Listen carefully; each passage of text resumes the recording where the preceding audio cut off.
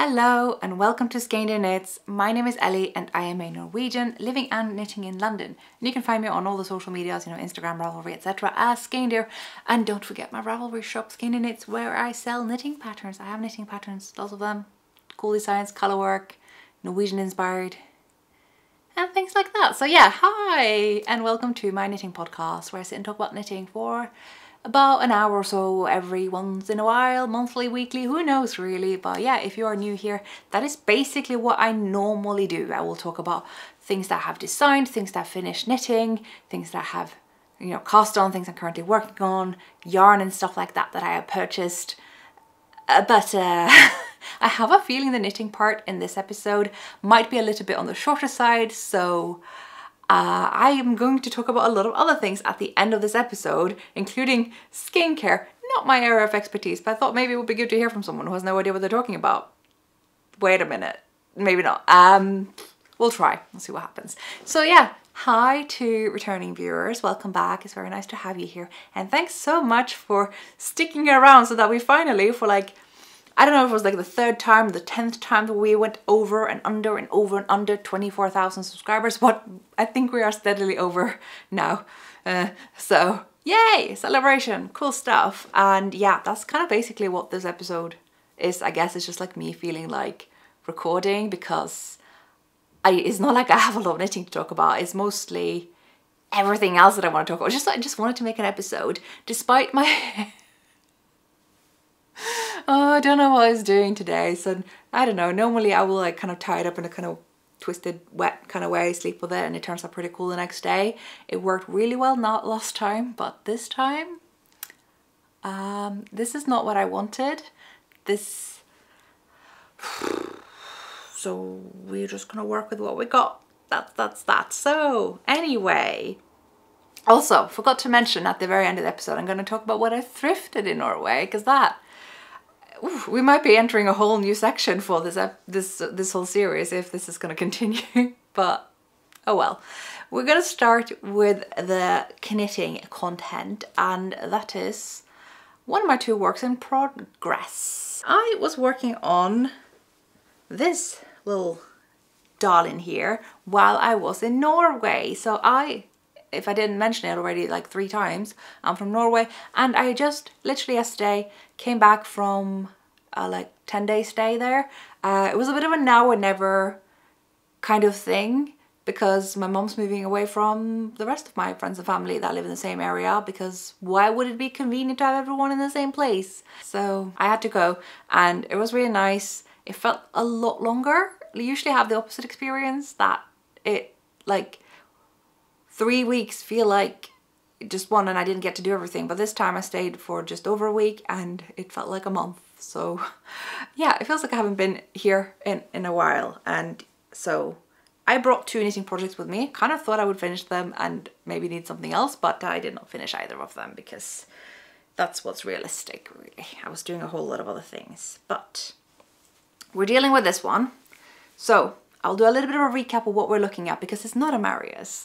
Oh, side note, I, for the 2nd time, had amazing luck in when I planned my Norway trip, my Trondheim trip. So Trondheim doesn't get like that many yarn shows, right? Like, I don't think anywhere is like the UK. We get a lot of yarn shows, but for the 2nd time now, I have somehow scheduled my trip to be exact at the same time as a yarn show.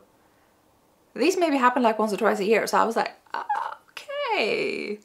So I went there and, people ask what you're knitting on, and I was like, does it look like a Marius? And everyone was like, yeah, it's not. And then I get to tell people the story of how this came out after the Marius jumper in the 1950s. And it was released by the competitor company, but the designer who sold this pattern to said company was actually the mentor of the woman who made the Marius for the other company. And, from her personal photography collection, there has been evidence that she maybe have come up with something that looked like the Marius as well, though this one definitely looks more like the Marius than what she had done before the Marius. So anyway, I'm getting ahead of myself. There'll be a video on this, I promise. So that was a real funny story to share. Just to make it even juicier, the woman who did design this, that isn't the Marius, it was the mother of Marius who gave the name to the Marius jumper because he modeled it because he was like super famous. it's the story that keeps on giving. So this is that. I have finished the sleeve. Ta-da! I finished it at the yarn show. I don't know what got into me, but when I was flying, I just did not feel like knitting. I had it with me. There's no problem having knitting in your hand baggage when you're traveling to and from Norway. Never have had. And just didn't feel like it.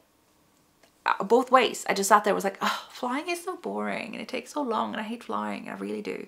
If there were high-speed trains, Oslo, London, then Trondheim, that would be great. But trust me, I have checked every possible option. There are no better options unless you want to spend days instead of 2.5 hours. So we're gonna have to make do, but maybe one day. So I got through one sleeve, pretty happy with it. There's really not a whole lot to say. I'm on the other one, maybe about halfway through soon.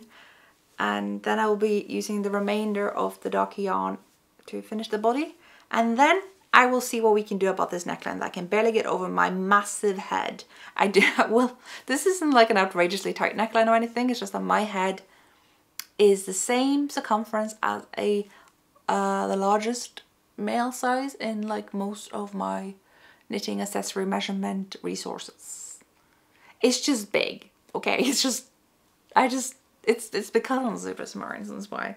Let's just pretend that's how things work. It does not work like that. So I gotta fix that. We gotta figure out something. So my options are either frog it back to here and decrease something less, because there's a lot of decreases happening right on this section here, and just kind of loosen up all the way here, and then that is a way to do that. Another option is just to rip out the rib, bind off just that, and just continue doing the rib till I'm out of yarn and sew into the inside and see how I feel about that. Because it might just be the bind off that's tight, you know, but yeah, that's a problem for future me. For now, at least I have a stockinette project at hand for whenever I need something simple. Even though I'm not really following the pattern anymore, I do keep this printout with me. So this is kind of how they were printed back in the day. You literally just got this little booklet and the pattern's in here like that. I don't think I'm allowed to like distribute it or anything, but it can be Googled. I'm just saying, this is just not something I want to get involved in, as you can probably imagine. I actually said something wrong the last time. I said that this is like where the abbreviations are explained. Nope, this is where they're just listing all their other yarns. So this is not even to do with the pattern. The pattern is literally just 2 pages. Ah, Norway. Right, so that leads me to my other work in progress. I really thought I was going to finish this one. There's really no reason why I didn't, except that I just felt like not knitting. I was just doing a bunch of other things, and so by the time I was back where I was staying, I just wanted to lay on the sofa. I was out all the time. The weather really showed up when I was there. It wasn't very warm. Like when I got there, it was like, this is 7 degrees, this is awful. And then I checked London, it was 9 degrees. I was like, well, it's hardly like that different. But the sun was out pretty much all the time. And when you're in the sun at those temperatures, it's really warm. So I've barely been inside, and just being outside makes me really, really sleepy.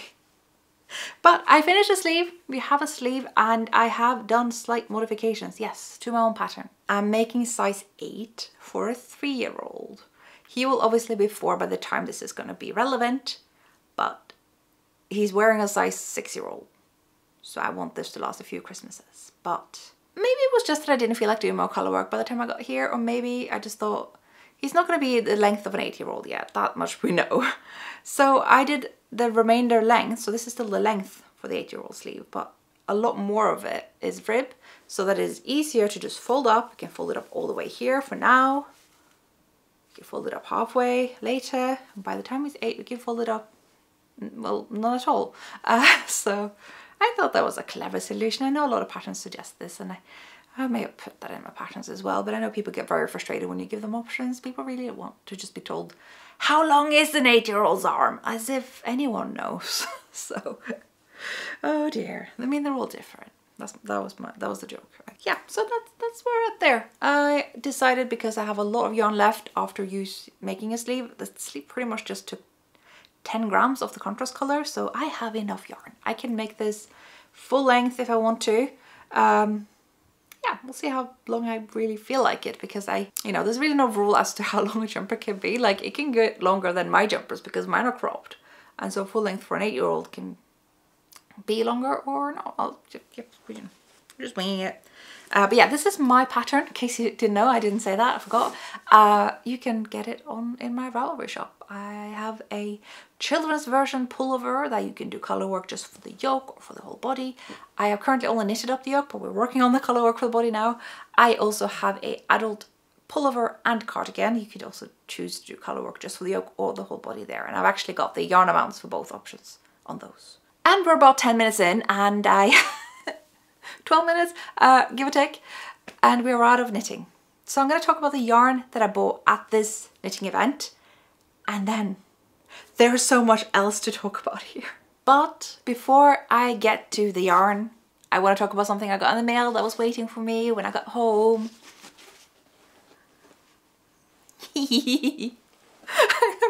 I'm just gonna try to reel myself in here, but okay, let me provide some context for those of you who don't know. But I designed these, and I'm telling everyone the amount of self-control I have exerted at these yarn shows where people are selling this book. Several people are. There were at least one shop that were selling this in my hometown. I did not show that restraint. I absolutely 100% went to the vendor and just pointed like, I did that. What? Because it doesn't actually, I don't know why, but for some reason it doesn't say Skeindeer on the page, as far as I've seen. But yeah, the lovely people over at Lane asked me if I wanted to have a design in this accessory book, and of course, and I gave them lots of different options, versions of this design. And they were like, yeah, we like that one. And then I knitted it in Lofoten wool. Lovely, lovely Lofoten wool. So, so good. Oh. Anyway, and then as this has been close to, you know, being finished, we were getting the emails. Every designer's getting emails about like, here's the information in case you want to post about it on your socials. And by the way, this is the cover. They picked, I had no idea they would put mine on there. I did not. So that was the best. Honestly, I'm just being silly here. Adult Ellie, business Ellie on. I was just really amazed by that. Like that's amazing. That's just, yeah. What can you say? It's just such an honor. Like there just aren't words. I have always wanted to be in one of the Lane publications and to go straight into a book right on the cover. Yeah. Yeah, so that happened. There are lots of other great patterns in here. Let me just not sit here and just toot my horn for the entire time. Let's see, let's just, oh, already the first one I want to cast on like right now. So Jenny Ansa, she has done, oh, we're not going to pronounce that, but this beanie, yeah, my face is probably in focus here, but hopefully that showed. I don't know, but that is just right up my alley. Okay, so we're in the hat section now. Is that how it works? It is how it works. And it's scarves. Ruster's Shoe has designed this wrap thing. I'm gonna have to hide my face. We're hoping this focuses.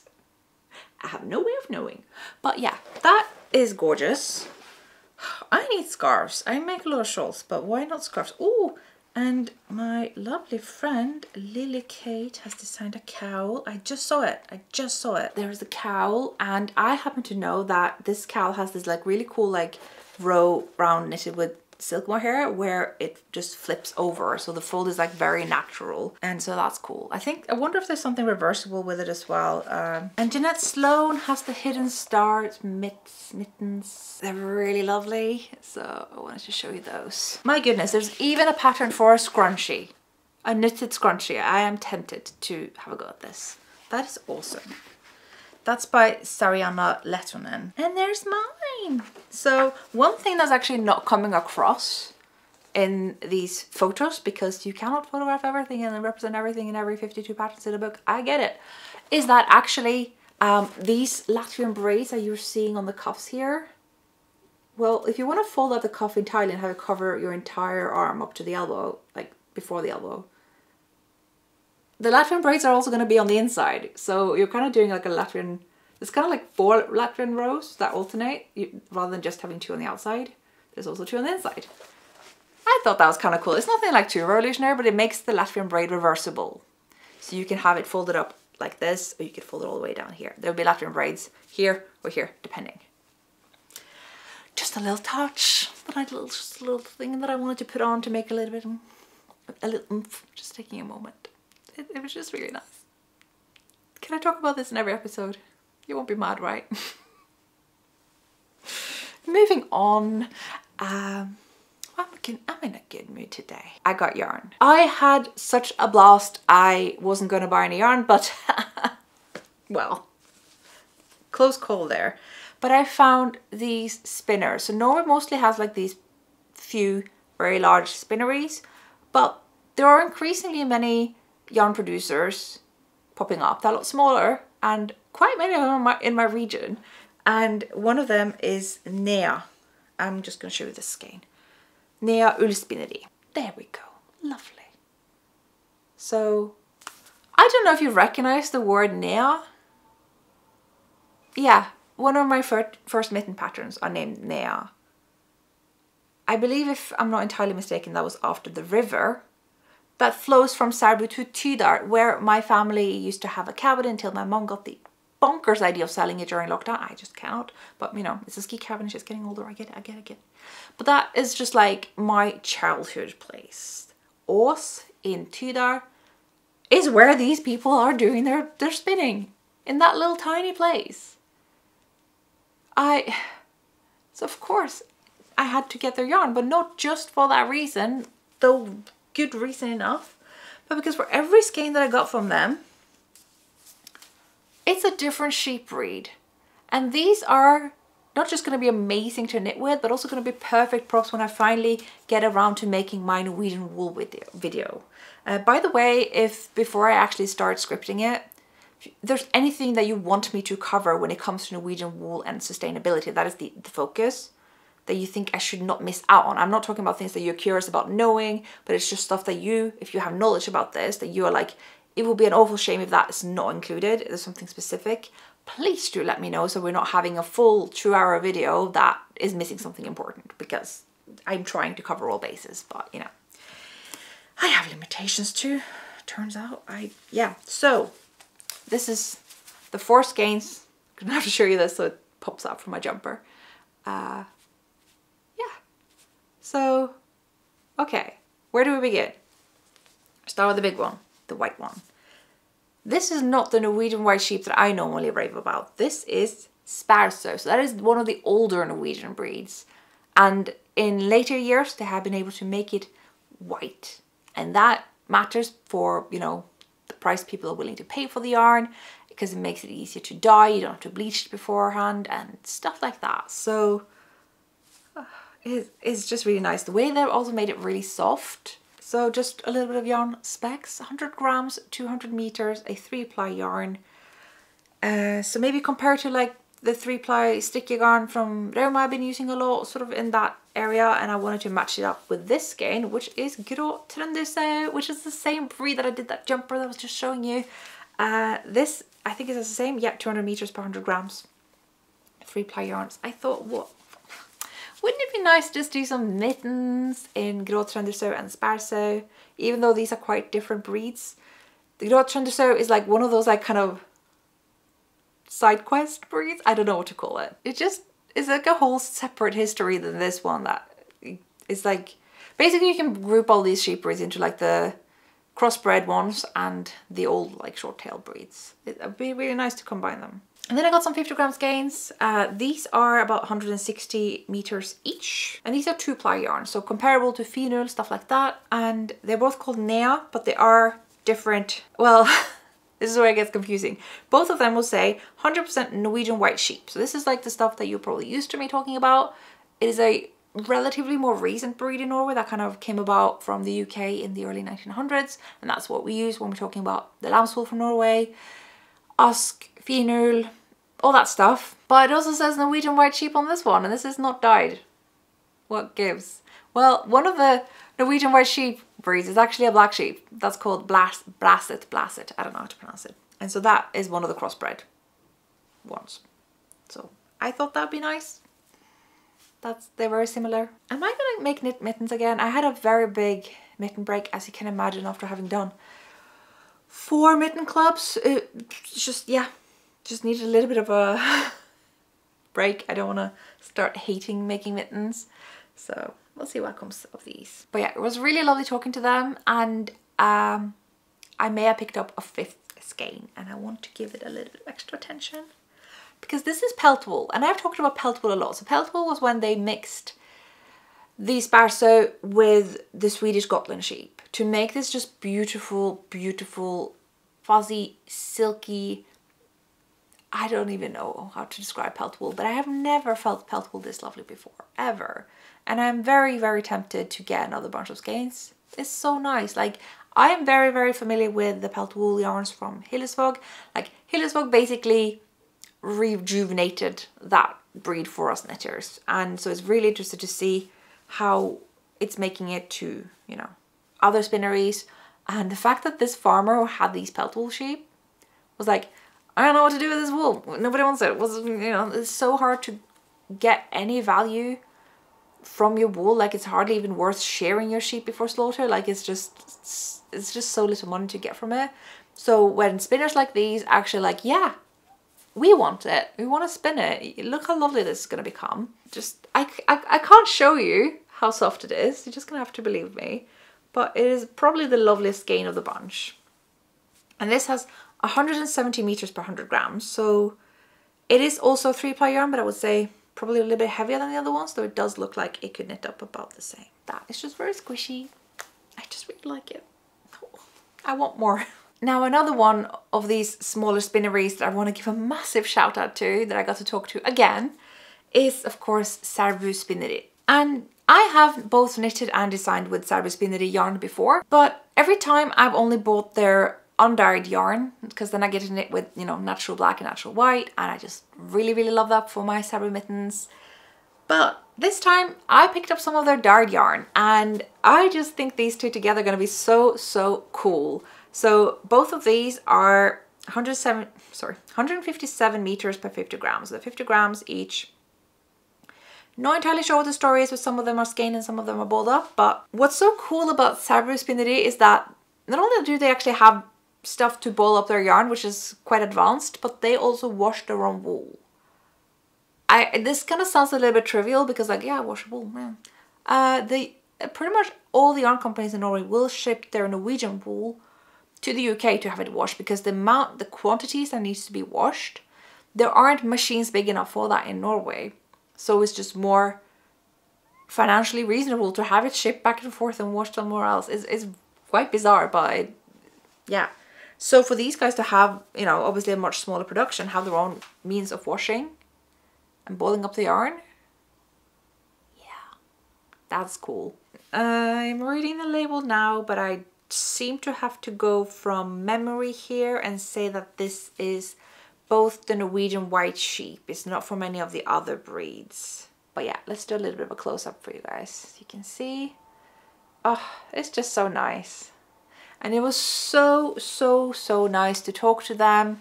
I, you know, got to kind of bounce off a lot of the ideas that I have about my wool and sustainability video. And I am on the right track. It's good to know. I've not been like dead wrong about anything so far. So my research is like on par, even though obviously my research background is psychology, so I'm really in a very different area here. But you know, it was just really, really nice. So shout out to Selbu Spinneri. I could talk about them forever, and it was just really good to see them. The third company that I wanted to buy some yarn from, and they get their yarn spun from Selbu Spinneri. I don't know if that's the case for Nea. I didn't ask, it doesn't say on the skeins, but these guys definitely do. So this is wool from Buklev Garn. Remember Garn, that's farm. They have the whole address here and everything, and I was just very fascinated by this. So first I want to just read the specs. What's that? Yeah, 100 meters per 50 grams. So again, this is sort of like those 3-ply yarns, but it is 2-ply, which, you know, I love making 2-ply. This is Dala sheep. Now that may not mean anything to you, but that is one of those Norwegian white sheep breeds that is sort of just grouped into one. But it doesn't look like it, and it doesn't feel like it. And I was like, that is fascinating. But I'm like, this woman I was talking to is like, it's her sheep. She'd know. And yeah, it looks so different. I've never seen Dala sheep wool look like this before.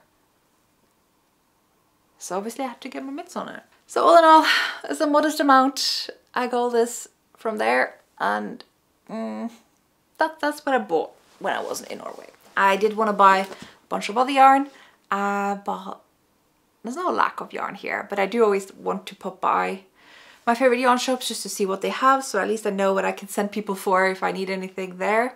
But instead I met a lovely friend from my teenage years there, who works in one of the yarn shops, and I know she has for years. We just never run into each other, even though I go there every time I go home. So yeah, that was really lovely having a chat with her as well. Small town, you know. But yeah, I got another skein here because I won the lottery. No, well yeah, they had an after party that luckily I got someone's spare ticket for, because obviously I heard about all this too late and it was really too late for me to buy anything. But they gave everyone there 2 lottery tickets. And so it's like kind of a high chance that you will win at least one thing. But I won on both tickets. I did share some of those things with my mom because I couldn't carry everything here, and you know, she's a knitter too, so that worked. But I decided to keep this skein from Foxy Handdyed wool on 100% Peruvian Highland wool. This is just really nice, chunky, soft yarn that is hand dyed, but from a dyer in Norway. And I don't know what to do with it, but it's just really nice. So 200 meters per 100 grams. Sapphire blue is the name of the color. I'm just feeling it now, and it's not giving superwash to me. I'm not getting superwash vibes. That's all I can say. I don't think it is superwash. It's really nice. So that's that. And the other thing that I won was this like little knick-knack bag. It's got a measuring tape, it's got some cable stoppers and some smaller stitch markers. And I just thought that's really nice. I have about 20 measuring tapes because I do need that many. So another one is definitely really, really good to have because I can never find one when I need it. And at the very, very end, I went to my favorite button shop. It's a shop in my hometown called M Summit, and they just have lots and lots of buttons, and I just got these. Whoa, that actually worked. I get buttons like these every time I go home because they are amazing for colorwork cardigans. They just have the right, I don't know what it is, but yeah. And I always get 8. So it's just good to add to the button collection. So that about officially ends the knitting stuff that I have for this episode. And so now I guess I've already covered the Norway stuff and my trip there. So I want to talk a little bit about that, and then I want to talk about some personal stuff and the skincare stuff, and then finally my Norwegian thrifting experience. So yeah, Norway was really, really lovely. I got to hang out with friends and my nephew, who is awesome. You should have seen his face when Auntie came and picked him up from nursery. It was like, oh, his face lit up. He's just awesome. I also got to meet a friend of mine who since last time I've had a baby who's nearly a year old, so that was awesome. I'm not even a big baby person, but that was a very, very cool baby. Maybe I'm becoming a baby person, but he was just like, I think it's something about the makeup. Like baby's just like, it's like, you're like the Fisher Price of faces. So they're just like, person with an obvious face. Like he just, yeah, he very much took to me, and yeah, look, he looks a lot like his dad. So it's really nice to see, yeah, both the parents and the baby. And my mom got a baby too. She's got a puppy. I told you about the puppy, but oh my days, I miss her so much. Her name is Pippi. I posted about her on my Instagram, and even if you're not on Instagram, you can still go to the account and look at it. She's just, I mean, she bites. Oh my days. I don't even know if it's teething at this point. Maybe she's just evil. But she does calm down, and then she likes to lay here and just rest here. Oh, it just melts my heart. She's really lovely, and she's not even gonna get that much bigger. So yeah, that is, oh, I miss her already, and it definitely gave me a bit of a kick up the bum to get my own little puppy, which I haven't started the process yet, and that could take a long time. So, but yeah, so we're going to get to the weird personal stuff. I wanted to get to that before talking about the skincare stuff, because I had the weirdest experience the last few weeks. And can we just like preface it by saying that this is just a personal thing? It's not like me saying what other people should or shouldn't do. right? We just like have that as like a memo for the whole internet, to be fair. So I noticed a couple of weeks ago that my face has changed. And I was sending it to like friends and be like, what is happening? And a lot of them were just like, I don't see it. I honestly, you look the same to me. It's not helping. And initially I just assumed, well, of course, I put on weight. My face will look different. But then I looked at the last time I put on weight. And I weighed a lot more then than I do now. And I did not look like that then. So I was like, it's not that. I really thought it was that. And I was just like, oh, well, okay, then I know what it is. But it's just not. So I was quite worried and booked a GP appointment that's still coming up because I still want to talk to them about, you know, the whole rosacea thing, which we'll get to. But I didn't know what was going on there. I just booked that appointment. We're going to think about that then. Incidentally, pretty much on the same day, I concluded, after having had maybe like a week or two of daily just heart pounding, that I gotta stop drinking caffeine like it's water. Just all my favorite caffeinated drinks, from just drinking it all the time to zero. I just quit on the day. Like, I joke that I don't have an issue with these drinks, but I like generally can choose to drink them or not, and it's pretty easy for me to choose not to. But I was like kind of braving myself for having headaches on day 2 like I usually do, but I didn't, so that was nice. Yeah, so I went to Norway just like, I'm not gonna have any, you know, my usual caffeinated drinks either. I'm just gonna stick to it. And I don't know why, but about like 11 days later, I decided to read up on like the effect that caffeine can have on your appearance. Before I proceed to this, I want to say I do not hold any, and I'm not trying to convey any negative beliefs about caffeine. To quote a psychology lecturer of mine back in the day, if you're gonna be addicted to anything, be addicted to caffeine. It's really not that bad. I'm just saying what this whole caffeine thing were like for me, because I was reading about it and expecting to see, you know, yeah, it can make you look aged and tired and stuff that I really have never been concerned with, because my family has like a weird habit of looking a little bit younger than they are for reasons. Nobody's trying to, it just happens. And I find out that you can get a really puffy face from caffeine. Didn't know that. It's like some kind of caffeine cortisol effect. So me also having been very stressed out. Right. So I just took a photo of myself and I tried to like copy the angle and face and use the same camera when I took a photo of myself 16 days earlier. And I'm gonna put the comparison on here, but just please be mindful what you say. I have the thinnest skin in the whole world. It is translucent. I'm being a little bit vulnerable here, so I'm just gonna put it here, because the difference, I made the mistake of showing it to the 2 people I know who are very, very bad with faces. So they were like, what am I looking at? But most people can see it, right? Like I see it. The difference in 11 days, I got my face back. It's just been such an experience, because like there was something very like unsettling about all of a sudden not looking like myself. It really like had me worried. And then I'm just looking at these 2 photos. I'm like, okay, so I'm not wearing makeup on any of these, which you may be used to seeing. And the only one of them I'm using my kind of redness corrector cream, and the more recent one I'm not. But like just the shape of my face, the puffiness, caffeine. So yeah, I just kind of thought I would share that in case anyone else may have had the same experience. You never know. But that was definitely very unexpected. I guess it was lucky that I had a bad anxiety reaction to caffeine that made me quit, because then I didn't have to worry about this other part. And worrying wasn't probably not helping with that anyway. So yeah, my face is back. We love that for me. Right.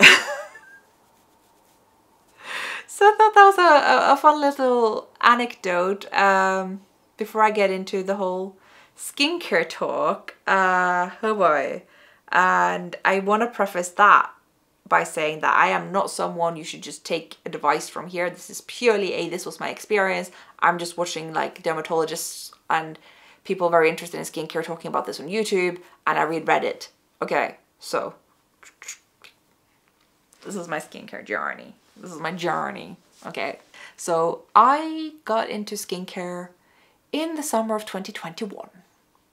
And my main issue was that my face is heckin' oily. so oily. So that was my main concern, and it may have been just because up until that point my skincare routine was simple makeup wipes, shower gel, and the odd Lush product. So none really.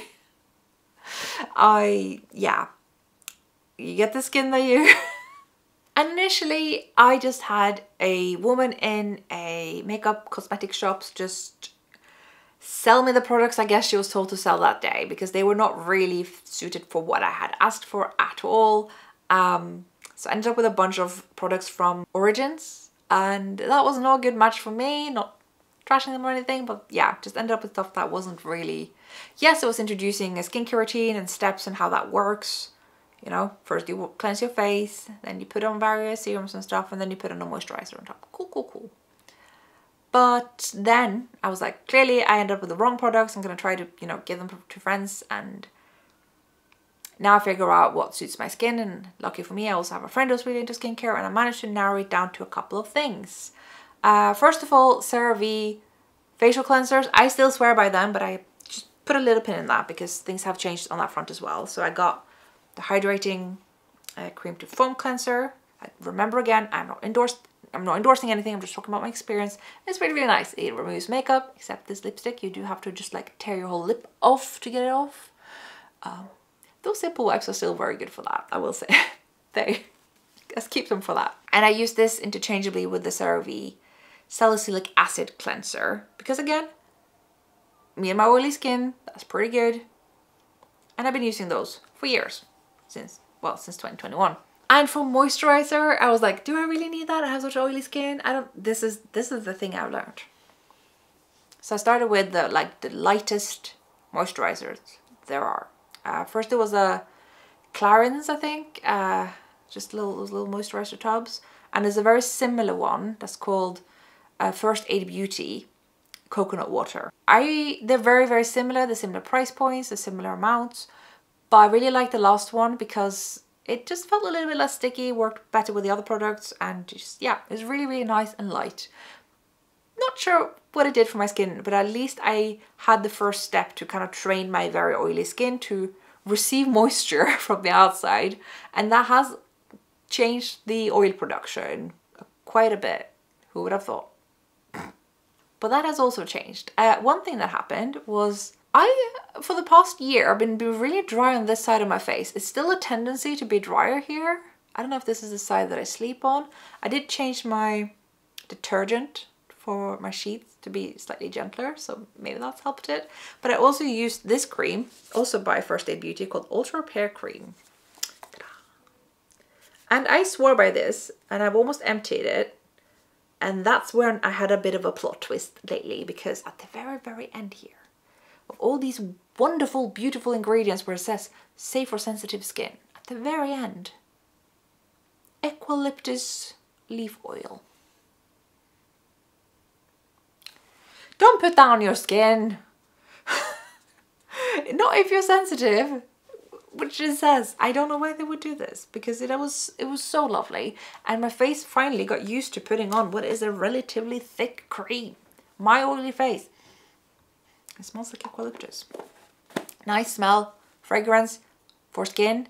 Sound like a good idea, but if you are on the more sensitive side, which I didn't think that I was, down the years, suddenly a product that was perfect for you to begin with starts causing havoc. And yeah, I had to let it go. My baby, my child. But we got better things. I googled and I found, again, my trusty old friend CeraVe. And this is called moisturizing cream. And I just got this massive tub right away because people swear by this, and especially people who do have more rosy cheeks.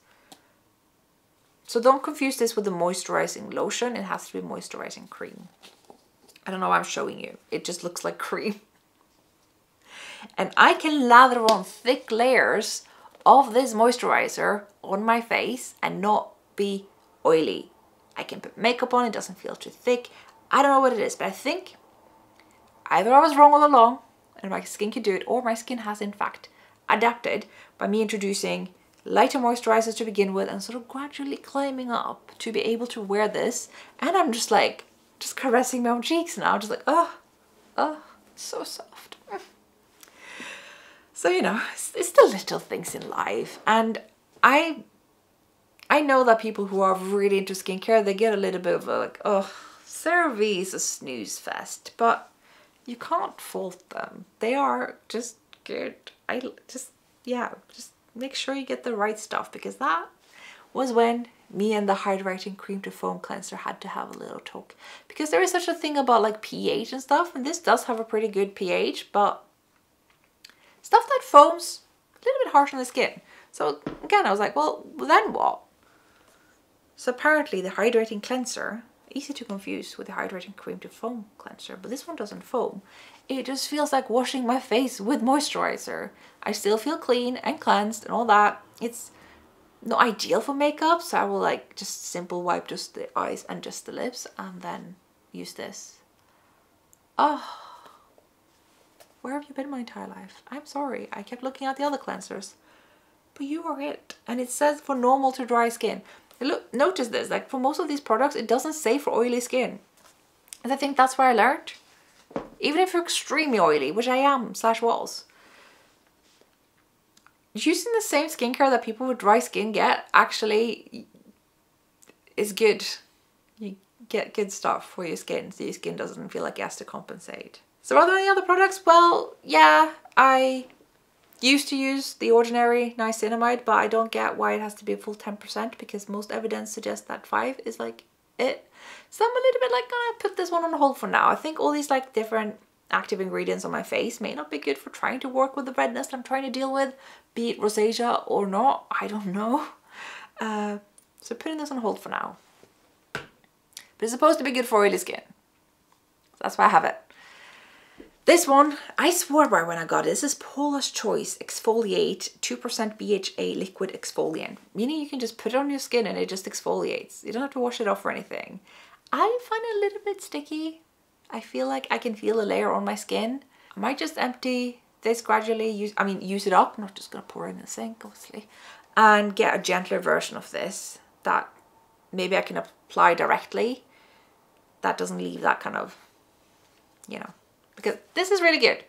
If you want an exfoliator, this is the holy grail. Everyone swears by it. There's so many times I put this on, I'm like, If I'm just feeling like the pores and everything is just like there's something happening, this thing. And I say I feel sticky with it, but it does still feel really, really lovely as well. So, you know, give it a little bit of a shout out. I've also been putting on this, this is the Inkey's Caffeine Eye Cream, ironically, given what I just talked about. But putting it like on here is supposed to be good for your eyes. I've noticed no difference, but I'm gonna use it up anyway. That gets me to the specific redness product type things. I'm gonna talk about these 3. This contains the same product that they put in prescription cream for rosacea, but it's just a smaller percentage, meaning they can just sell it anyway. So it's Paula's Choice 10% azelaic acid booster with licorice and salicylic acid. So I put this on every now and then just before my moisturizer. It's supposed to reduce redness, and I think it does. It absorbs very easily into my skin, even my oily skin. And so I'm just trying this out. I really don't have anything to say about its effectiveness yet, because I'm also doing a lot of other things that are good for my skin, but I like it so far. The most important thing to protect your skin from redness is, of course, protect it from the sun. And I'm very bad at this, because I find that if I have to put on sunscreen, how about makeup? Do I have to take off makeup and put sunscreen on, put makeup on again several times a day? So I don't like that. So that's why I got a 50 SPF, which is way too much, more than anyone needs. In this La Roche-Posay. This guy here, you can get this in Norway and the UK at least. And it's probably one of the more lightweight SPFs that I know. I don't love it because it's still an SPF and I just feel it on my face. But if I'm just not caring about what I look like that day, I just need to protect my face, I will splash some of that on my face and just like get in there and go on a little walk. Even if it's cloudy, it's just a good idea to have a you know, sunscreen on your face that's like, yeah, protecting your face, but also doesn't feel like those like big blue Nivea bottles that I grew up with. I'm just going through these very quickly because it's not, again, so much of a product recommendation as it's just like, that's my journey. I've literally just stepped the whole thing back to trying out all these different products to just be like, you know what? Mostly I just need these two. Mostly it's just these two. CeraVe Moisturizing Cream, CeraVe Hydrating Cleanser. Oh wow, do I wish they had sponsored me right now. But that was just like, oh, that's what my face needs. Just hydration. I just thought, why would it need that when it's so oily? But now it's like I'm sending my oily face on a holiday and it doesn't have to overcompensate. It's just really nice. But I am gonna do a little endorsement, even though I don't like doing that. So if there's anything bad about this product, you're on your own, okay? People wanted me to talk about it on the last episode. I did talk about how I finally found something that I can just put on my face, correct for the redness, and not use any makeup. Pros and cons to that. So the product is, I don't even know how to pronounce it. It's by Dr. Jart. There we go. Not the cheapest cream in the world, but it's actually pretty close in price to the powders and primer I was using before anyway. So that was Smashbox Photo Finish Control mattifying primer and a MAC Studio Fix powder. That was what I used all the time. This is definitely not my shade, and I just realized that after 2 years. Why did nobody tell me? So back to Dr. Jart. This cream, I'm going to show you, is green and it's also on the lid now because I've been flying. Put it on your red face, rub it in there, just really rub it, because something happens when it's like kind of warmed up. I mean, be careful, your face is red, but like, first you turn into like a slightly like pale green alien, and then it just kind of goes in, and then that's all I put on my cheeks. I don't love it because I still would like to mattify my face a bit, and obviously it's still shiny and stuff, and I just have a little bit of a hang up about that. I don't know how well it plays with this primer. I'm still experimenting with mixing them up, but this thing, that's the biggest negative about it.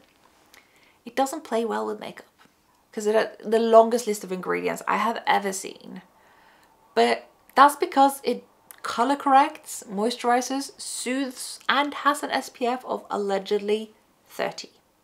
Some people have said that it's actually a 10 SPF, which is not good. But that was also years ago. So I'm inclined to believe the 30 SPF because my face has been protected. Unless it's been like too long since I applied it.